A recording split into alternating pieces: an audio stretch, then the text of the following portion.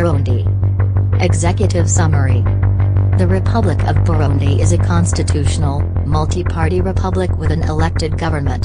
The 2018 constitution, promulgated in 2019, provides for an executive branch that reports to the president, a bicameral parliament, and an independent judiciary. In May 2020, voters elected President Evariste Ndayishimiye, members of the National Assembly, Lower House, and Commune Councils. The government allowed the main opposition party to participate and campaign.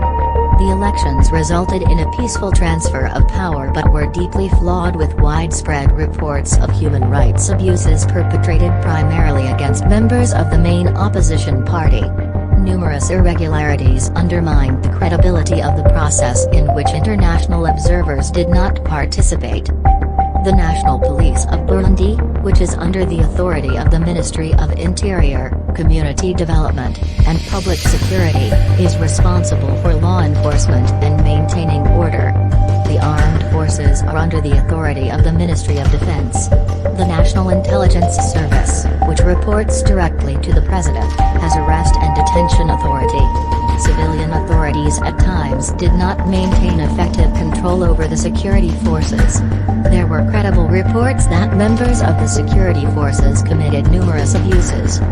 Significant human rights issues included credible reports of unlawful or arbitrary killings, including extrajudicial killings by or on behalf of the government, forced disappearance by or on behalf of the government, torture, and cases of cruel, inhuman, or degrading treatment or punishment by or on behalf of the government, harsh and life-threatening prison conditions, arbitrary arrest or detention, political prisoners or detainees, politically motivated reprisals against individuals in another country, serious problems with the independence of the judiciary, arbitrary or unlawful interference with privacy, punishment of family members for offenses allegedly committed by an individual, serious restrictions on free expression and media, including violence or threats of violence against journalists and censorship, substantial interference with the freedom of peaceful assembly and freedom of association, including overly restrictive laws on the organization,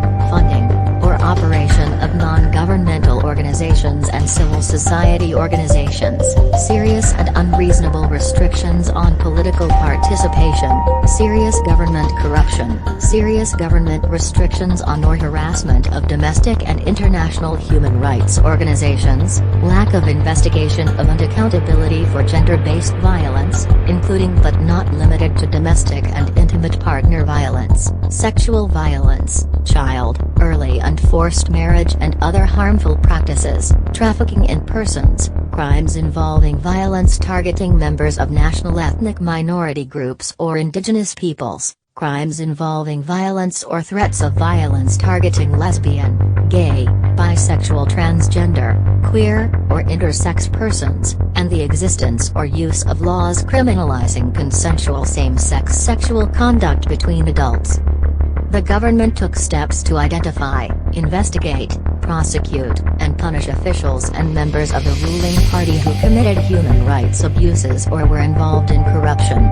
Observers, however, continued to report intimidation and violence by members of state security forces and their proxies throughout the year. Impunity for government and ruling party officials and for their supporters and proxies remained a problem.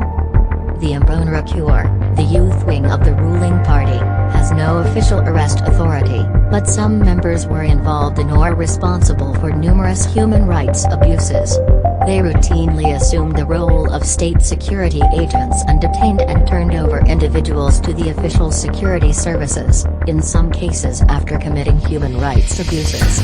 The government investigated and prosecuted some alleged abuses by the Imbonerakure, although it did not do so consistently. Additionally, the rebel group Red Tabara claimed responsibility for a mortar attack against Bujumbura Airport, while unidentified individuals threw grenades at bus stations and other locations that killed and injured several hundred persons during the year. The government pledged to investigate and later blamed exiled opposition leaders, some allegedly linked to Red Tabara, for the grenade attacks.